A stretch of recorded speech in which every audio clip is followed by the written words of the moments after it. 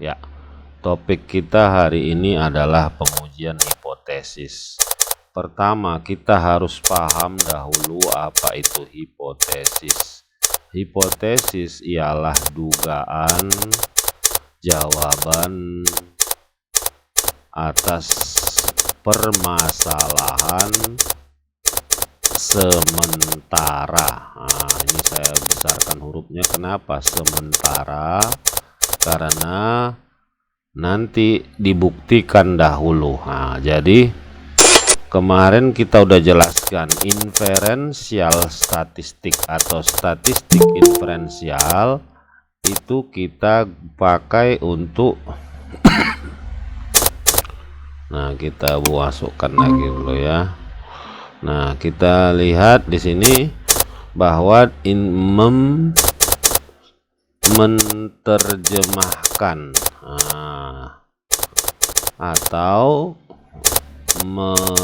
memberi makna atas data. Jadi ada data, kita terjemahkan, kita kasih maknanya apa ya. Oke, kita lanjut lagi. Nah, dalam hari ini jadi tentunya kalau kita belajar statistik itu kan kita harus ada yang disebut dengan apa itu, yaitu adanya permasalahan. Nah, permasalahan ini adalah setiap hari, bahkan kita sejak membuka mata kita menghadapi permasalahan. Nah, dalam menghadapi permasalahan kita disuruh untuk mencari solusi. Solusinya apa? Nah, biasanya dalam mencari solusi kita pertama membuat dugaan apa solusi untuk permasalahan. Nah, ini udah tiap hari kita lakukan ini. Nah, permasalahan yang kita buat dugaan itulah yang disebut hipotesis. Nah, sama seperti di dalam kehidupan kita sehari-hari, dugaan atau hipotesis itu ada dua. Nah, hipotesis ada dua ya, yaitu apa saja bisa kita lihat. Satu, hipotesis awal, atau kadang-kadang disebut orang H0, dan hipotesis alternatif, atau kadang disebut orang H1. Nah, setelah kita buat hipotesis, apa pula itu H0, apa pula alternatif. Contoh, ketika pagi hari, nah, permasalahan yang kita hadapi adalah permasalahan di pagi hari, kehilangan HP. Nah, inilah masalahnya. Selanjutnya, dari kehilangan HP kita coba apa dugaan kita awal H0-nya, bahwa HP tersebut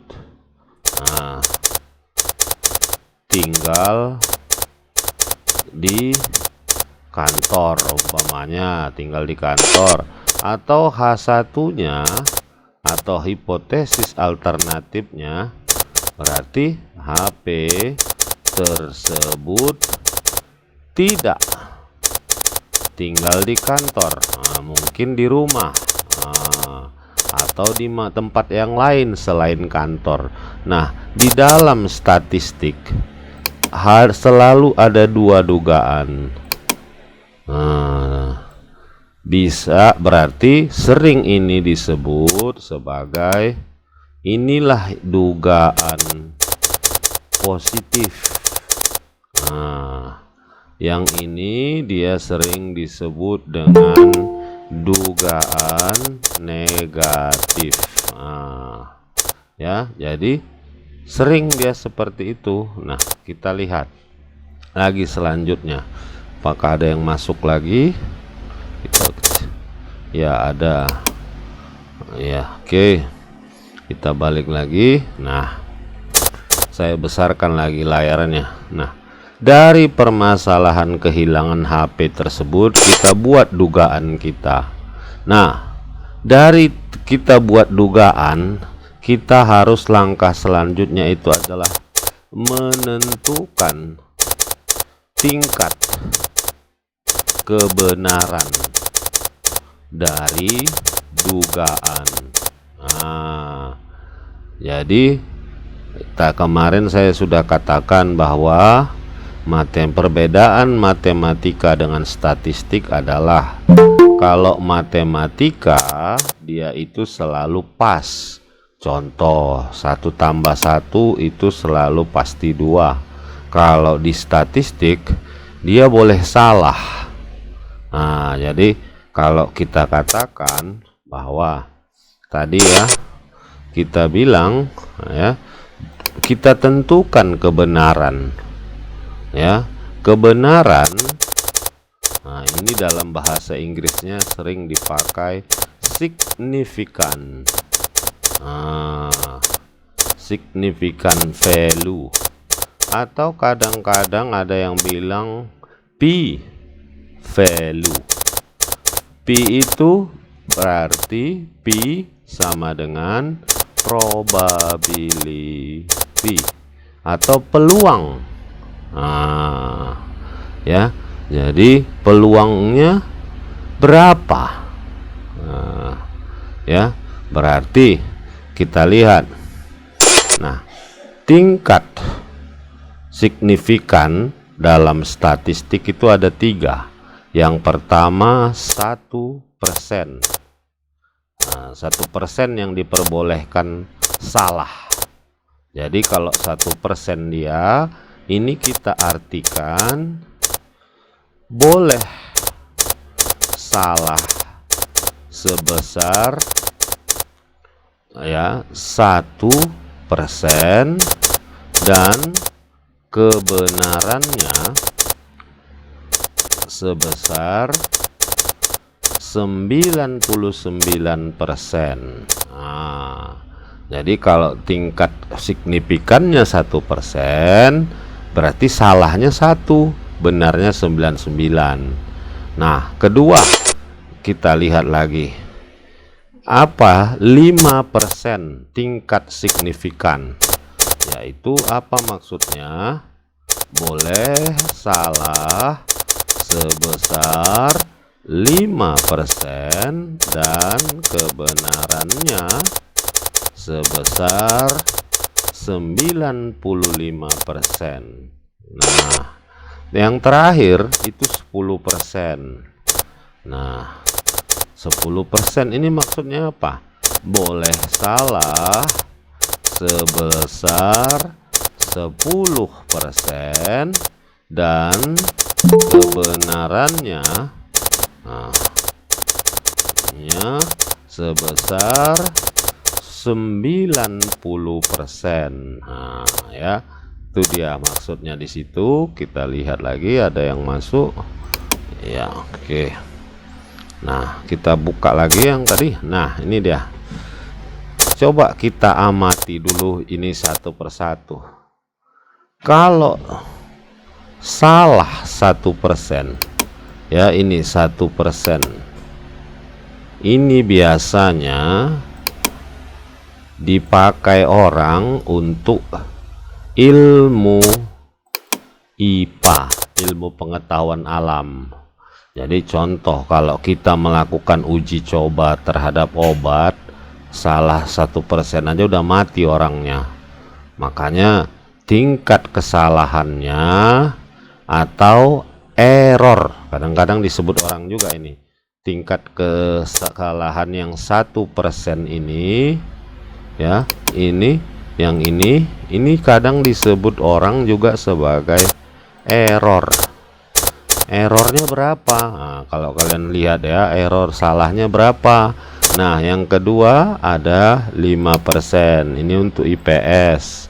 Ini juga untuk IPS. Nah, setelah tadi kita lihat di situ, setelah kita buat tadi hipotesis, kedua tingkat kebenaran atau signifikasi ataupun errornya berapa.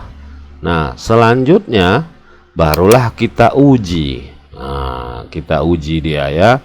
Nah, kita coba. Saya sudah tadi udah membuat dari ChatGPT ini dia. Nah, jadi dibilangnya di sini. Pengujian hipotesis adalah metode yang digunakan untuk mengambil keputusan berdasarkan data sampel. Tujuannya adalah menentukan apakah populasi dapat diterima atau ditolak. Hipotesis 0. Ini tadi saya bilang hipotesis awal. Nah, ada yang memakai sebutan sebagai hipotesis 0. Ada juga menyebutnya hipotesis awal. Nah, ini dia dugaan awal biasanya tidak ada. Nah, ini sering kalau dia ada kata tidak ya, dia berarti berasumsi bahwa ini kalau ada kata tidak kan biasanya negatif. Nah, kalau nolnya sudah negatif, tentunya H1 atau hipotesis alternatifnya itu dia harus lawannya negatif, yaitu positif. Nah, kita lihat di sini. Proses pengujian hipotesis melibatkan perbandingan statistik dari data sampel parameter populasi yang diasumsikan. Nah, ini dia tadi udah saya bilangkan langkah-langkahnya. Pertama, merumuskan H0 H1-nya. Nah, menentukan tingkat kebenarannya apakah 0,05 ini kan sama dengan 5%. Nah, 5% kalau dirubah menjadi bentuk desimal itu 0,05. Nah, selanjutnya 0,01 ini sama dengan 1%. Nah, ya. Nah, tapi kita biasanya menggunakan yang IPS itu 0,05. Selanjutnya kita uji. Nah, ujinya itu ya macam-macam. Bisa menggunakan distribusi Z, bisa menggunakan distribusi T, bisa menggunakan chi-square. Nah, oke, ini nanti nggak usah kita apakan semuanya. Kita cari dulu contoh-contohnya. Ada yang masuk lagi nih kayaknya ya, kita lihat dulu. Iya ya. Oke, kita lanjut lagi. Nah, di sini coba kita lihat. Nah, ini ada rumusnya. Nah, di sini soalnya adalah dikasih contoh dari ChatGPT-nya. Di sini ada contohnya. Mana dia contoh soalnya tadi? Nah, ini kita coba ya. Nah, kalau dia di sini, kalau dia secara manual ini agak sulit ya. Dia harus pakai hitung-hitungan. Nah, sekarang kita coba menggunakan data yang ada, yaitu yang telah saya ambil dari buku-buku nih ya. Kita coba dulu. Ini kita lihat dulu.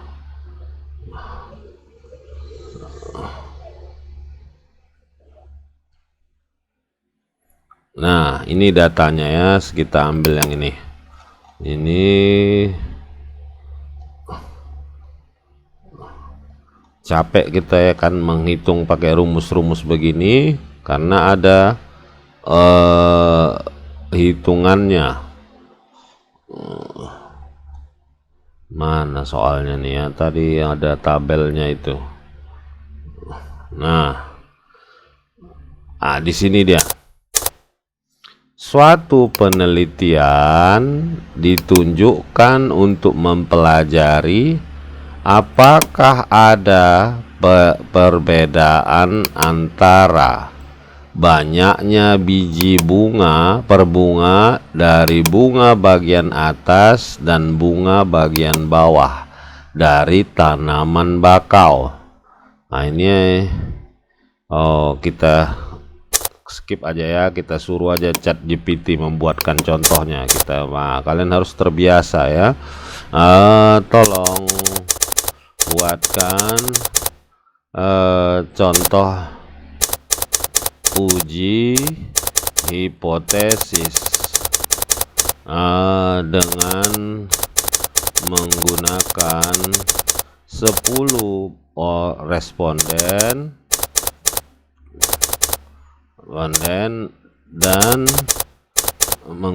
responden menggunakan data 10 responden dengan uji Z. Uji Z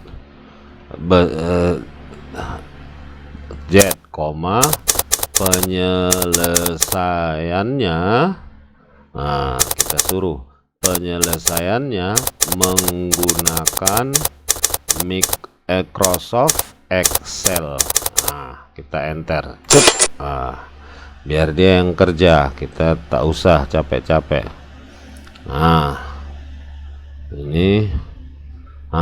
Ini dia datanya.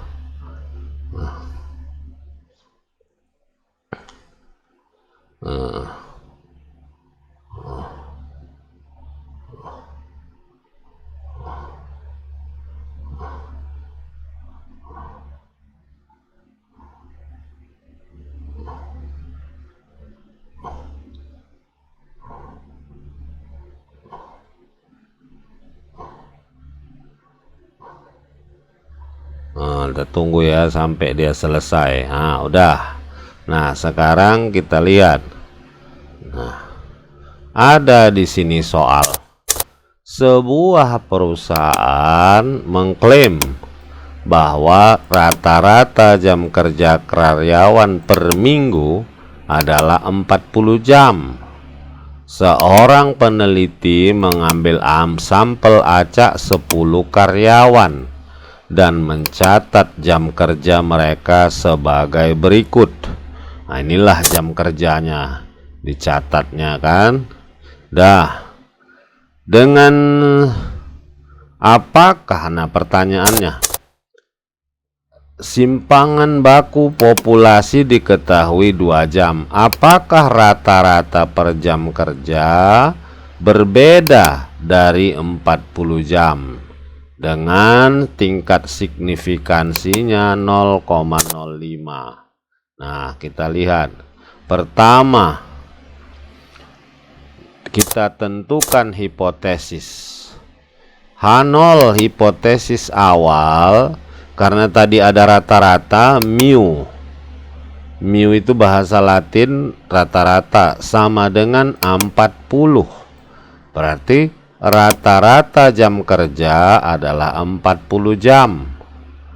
Hipotesis alternatif, mu rata-rata tidak sama dengan 40. Maka kalau diterjemahkan, rata-rata jam kerja tidak sama dengan 40. Nah, sampelnya tadi ada 10, datanya 38, 41, 39, 42, 43. Nah, masukkan datanya ke Excel. Nah, kita coba praktekkan ya. Ini saya buka Excel. Nah, ya, jadi kalian pun bisa pakai ChatGPT nanti di rumah, praktek-praktek menggunakan Excel, bisa SPSS juga bisa ya. Nah, kita lihat. Nah, ini saya belah 2 supaya nampak. Nah, kita masukkan Excelnya, datanya. Inilah, katakanlah ini datanya. Ini kita bikin, kita ikuti dia. 38, 41, 39, 42, 40, 43, baru 39, baru 38, 40, 41. Nah, baru setelah itu katanya di sini, untunglah rata-rata dari sampel. Nah, rata-ratanya kita tulis di sini. Rata-rata sama dengan, nah rumusnya dikasih taunya average. Nah, ini kita klik average.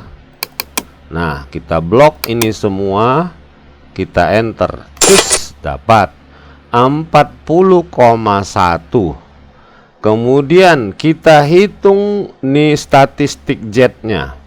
Nah, baru kita ketik di sini Z hitung. Nah, karena yang kita hitung sama dengan nilai uji Z-nya.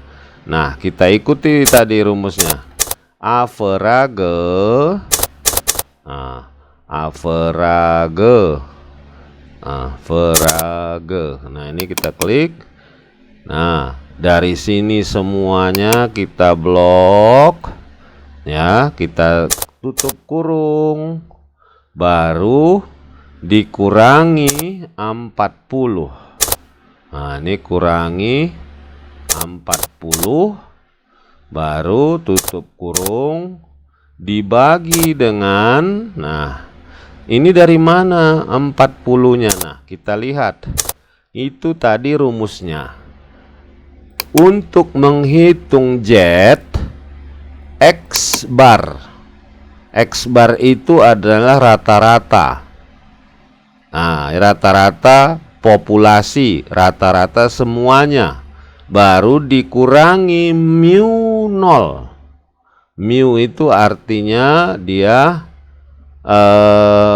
apa ya, rata-rata juga, tetapi rata-rata sampel ya. Nah, dibagi dengan ini yang ada, ini saya besarkan aja layarnya supaya kelihatan ya. Ini ya, saya besarkan layarnya ini supaya kelihatan. Nah, ini namanya standar deviasi. Tadi udah dikasih tahu tadi ini di soal 2 nilainya. Dibagi dengan akar N, jumlah sampelnya.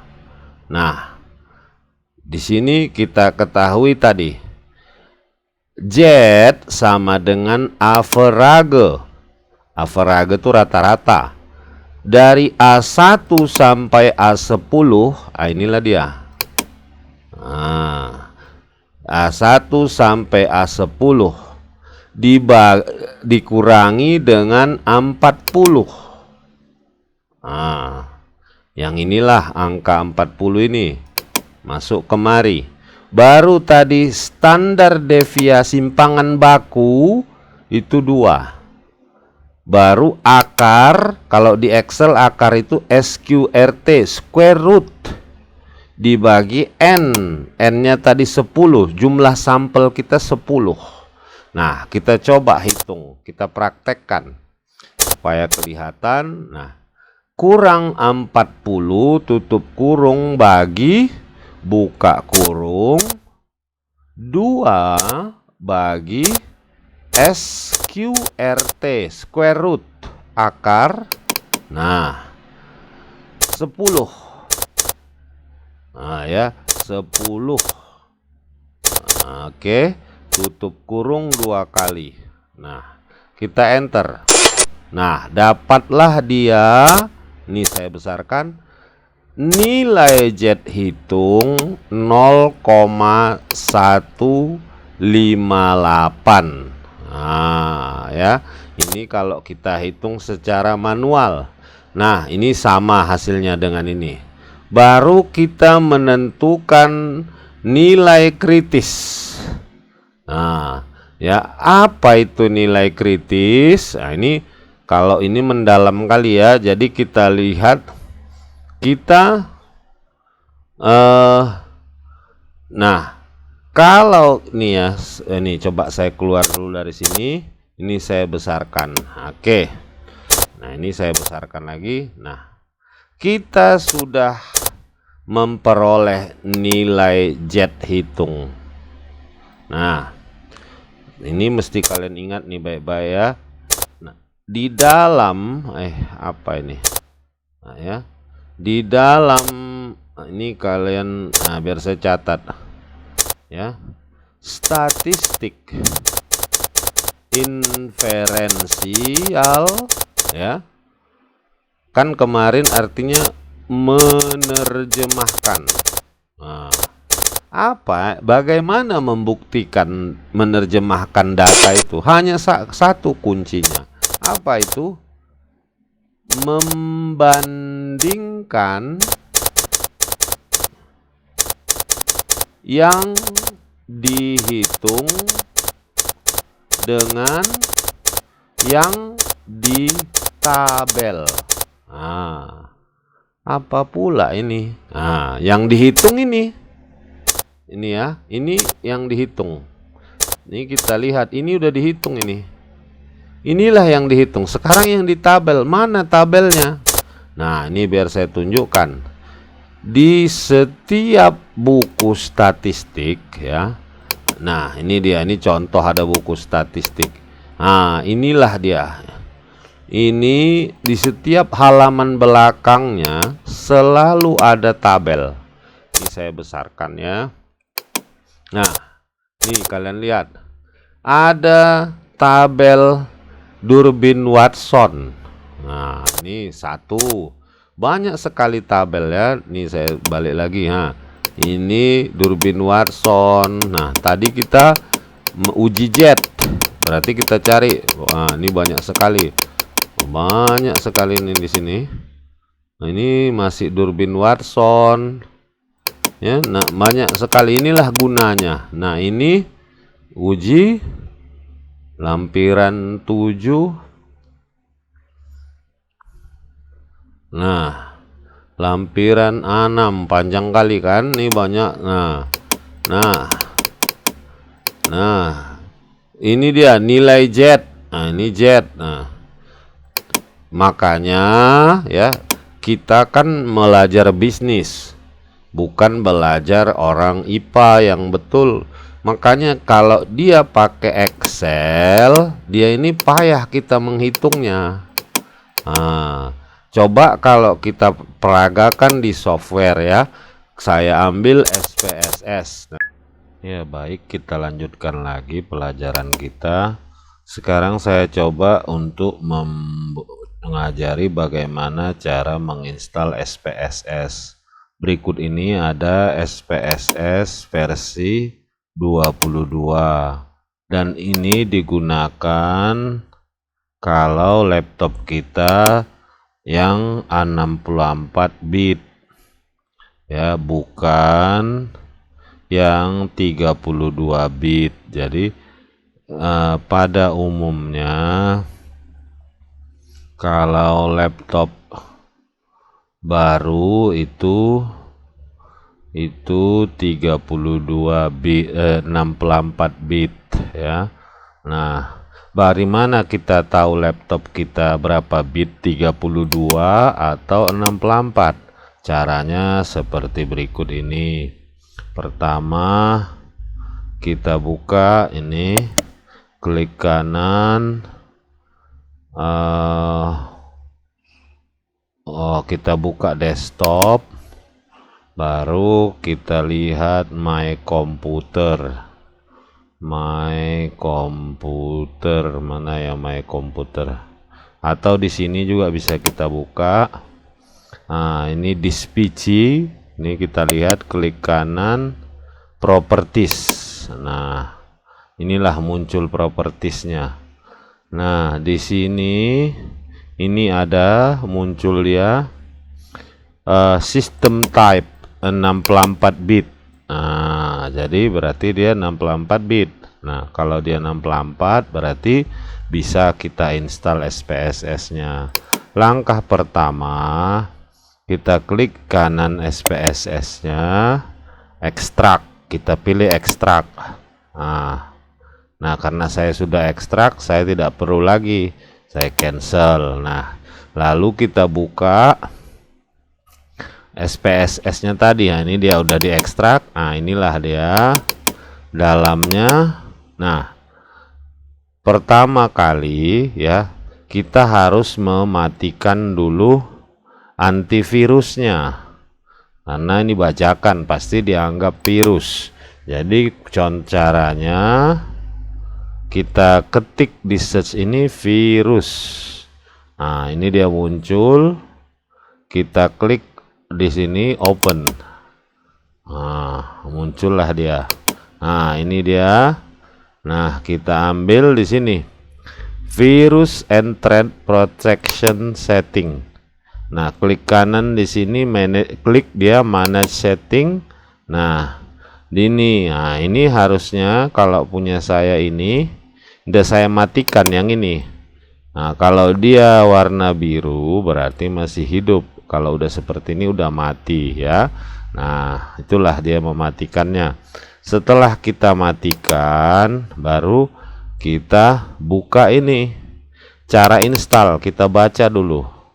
Nah, di sini kita ada lisensi dikasihnya. Nah, berarti udah aman. Nah, kita klik di sini, klik kanan run as administrator. Nah, kita run ya, kita ikuti aja petunjuknya, kita yes-yes-kan aja hingga dia nanti muncul apakah Anda mau melisensinya ya. Nah, jalanlah dia, nanti Anda klik ya, baru kopikan yang ini. Nah, ini lisensinya. Jadi tinggal kalian copy. Nah, masukkanlah nanti ke tempat yang ditunjuk oleh SPSS. Ya. Nah, segitu caranya. Nah, sekarang kita coba praktekkan yang tadi. Kita buka SPSS. Nih, do you want public network to access this app? Cancel aja lah, cancel. Unicode, cancel. Don't show. Oke, nah inilah saat pertama kali. Nah, dalam melihat SPSS di paling bawah kiri ada dua. Satu tulisannya data, dua variabel. Nah, oke. Nah, sekarang kita lihat soalnya yang tadi. Nah, diketahui, saya besarkan dulu. Nah, misalkan kita ingin menguji apakah rata-rata berat badan sekelompok siswa adalah 70 kg. Data berat badan diambil daripada 20 siswa. Nah, ya, jadi 20 siswa. Jadi kita ingin menguji. Nah, ini namanya kalau dia di pelajaran ya, itu sering disebut uji hipotesis. Hipotesis satu parameter atau populasi. Nah, karena dia hanya satu, maksudnya hanya siswa sekelompok itu aja. Nah, bagaimana kita melakukan uji ini di SPSS? Nah, kita buka SPSS.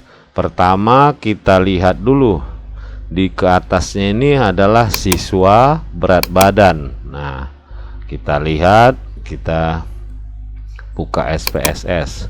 Nah, langkah kita adalah kita buka variabel view. Kita ketik di sini siswa. Kita enter. Ini berat badan. Enter. Nah, kita lihat siswa itu tidak ada desimal. Ini juga tidak dalam bentuk desimal. Kita kliklah dia di sini. Kita lihat. Nah, inilah datanya. Nah, supaya kita nggak capek-capek, kita blok aja dia langsung. Karena ini bisa sampai 20 kita blok. Kita copy. Nah, kita buka SPSS tadi. Kita Nah, kita buka data view. Nah, ini dia. Kita pastekan di sini. Nah, udah muncul datanya sampai 20. Nah, kita lihat lagi di sini. Kita buka uji hipotesis. Nah, tadi hipotesisnya kita ambil dulu hipotesisnya. Hipotesis 0 adalah rata-rata berat badan adalah 70 kilo. Hipotesis 1 atau alternatif rata-rata berat badan tidak 70 kilo atau berbeda-beda. Nah, setelah tadi kita buka SPSS. Nah, kita lihat langkahnya dikatakannya. Udah kita masukkan tadi menunya kan.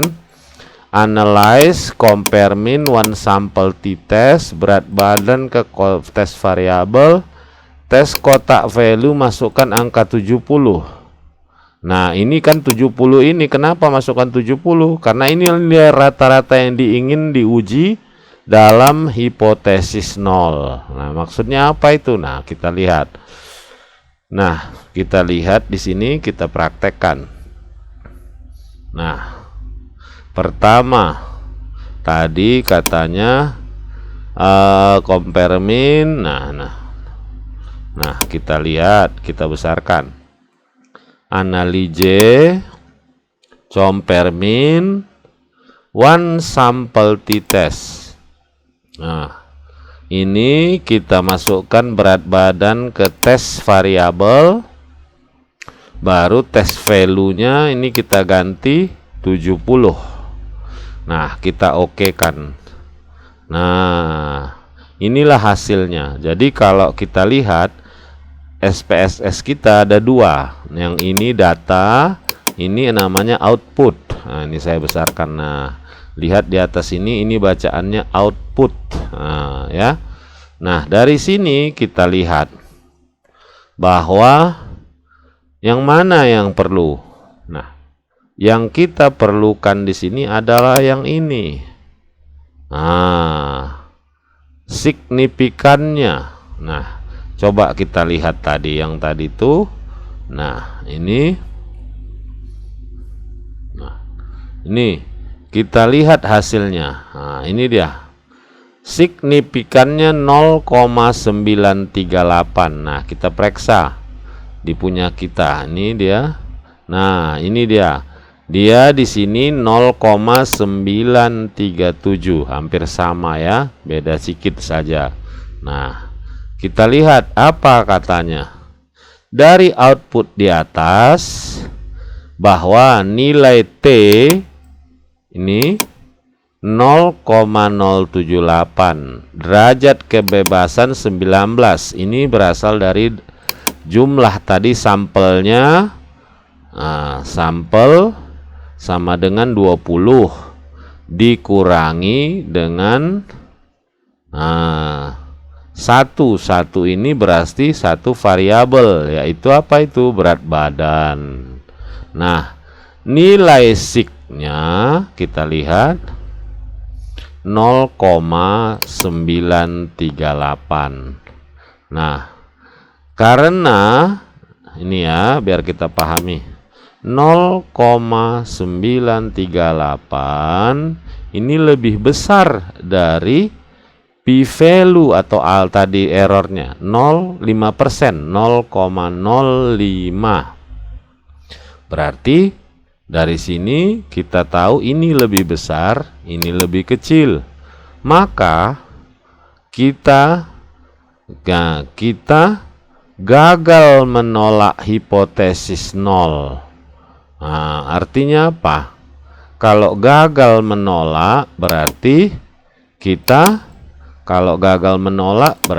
menerima hipotesis 0. Nah, apa artinya? Bahwa rata-rata berat badan siswa berbeda dari gagal menolak hipotesis 0. Ya, berarti coba kita lihat tadi ya. Ini hipotesis 0-nya tadi apa? Nah, ini bahwa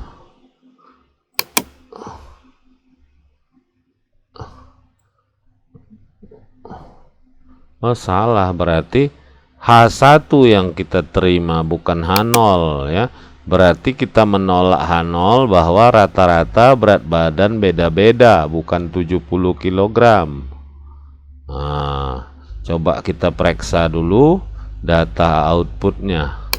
Nah, rata-ratanya betul sama. Ini bisa kita lihat. Nah, rata-ratanya itu 70 memang.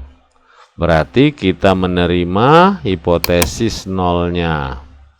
Nah, ya kita lihat. Nah, sekarang bagaimana kalau dia 2? Tadi kan hanya sampelnya hanya 2. Satu saja berat badan 20 orang siswa. Nah, sekarang ada kelompok A, kelompok B. Nah, kita lihat kelompok A sama kelompok B. Nah, ini kita masukkan kemari. Nah, inilah datanya. Kelompok B, pertanyaan hipotesisnya bahwa hipotesis 0 bahwa berat badan kelompok A sama dengan rata-rata berat badan kelompok B. Hipotesis alternatifnya, rata-rata berat badan kelompok A tidak sama dengan kelompok berat badan B. Nah, yang ini coba kita lihat. Nah, ini kita ambil saja lagi ini. Ini datanya, cuman sekarang kita tambah di sini. Kelompok baru BB. Sama ya, tidak boleh sama, kita ganti BB1. Nah, ya setelah itu kita buat tadi kelompok berat badan 1. Kenapa harus kita tambahkan? Karena di dalam SPSS berat badan udah ada, jadi kita bikin pembedanya BB1. Langkah selanjutnya ini desimal kita rubah menjadi 0. Ya, selesai. Sekarang kita masuk ke data view. Nah, inilah yang kita isi. Langkah pertama tentunya kita buka datanya yang tadi ya. Data yang tadi, nah ini dia. Nah, datanya ini pertama kita ambil kelompok A 10 sampel, kita copy, kita pindahkan ke SPSS. Nah, ini dia kelompok A, kita paste. Nah, ini harus kita ganti A. Ini kelompok, kita ketik A. Dia tidak mau ya. Kenapa? Kalau kita ketik A dia tidak mau, penyelesaiannya kita rubah dulu jenis datanya. Ini kan dia masih numerik. Yang ini numerik kelompok ya. Kita klik yang di ujungnya ini nanti ya. Kita pilih, ini kita klik di ujung, muncul dia pilihan. Nah, kita ketik string. Nah, kita oke kan. Oke, sekarang kita balik lagi ke data, coba kita bikin ini A. Kelompok A. Nah, ya kita bikin huruf besar A.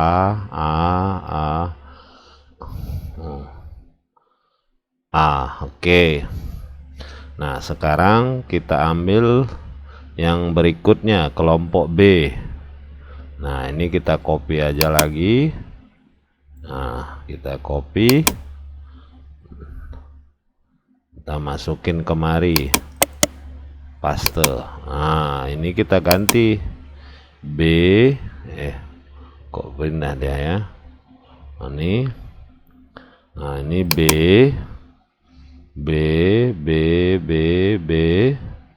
Nah, kita lihat. Nah, B. Nah, Dah, sekarang kita ikuti lagi apa petunjuk yang disuruhnya kita kerjakan. Nah, langkah-langkahnya ini dia udah ada, sudah kita kerjakan. Nah, independent sample t-test. Nah ya, kita buka analyze ini, compare mean, independent sample t-test. Nah, yang mau kita uji tadi katanya masukkan berat badan ke tes variabel. Nah, kita masukkan berat badan 1. Nah, masukkan kelompok ke grouping variabel.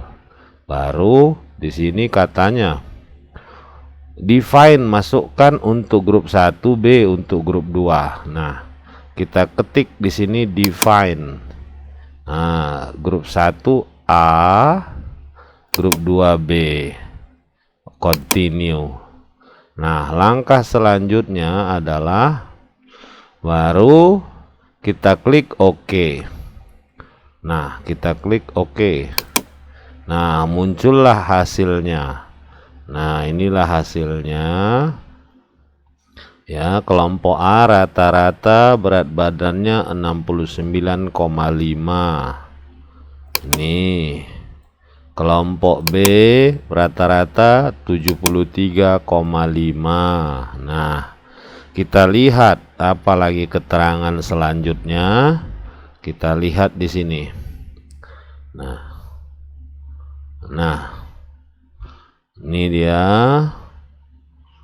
Nah, pertama katanya, ini dia di sini uji Levin.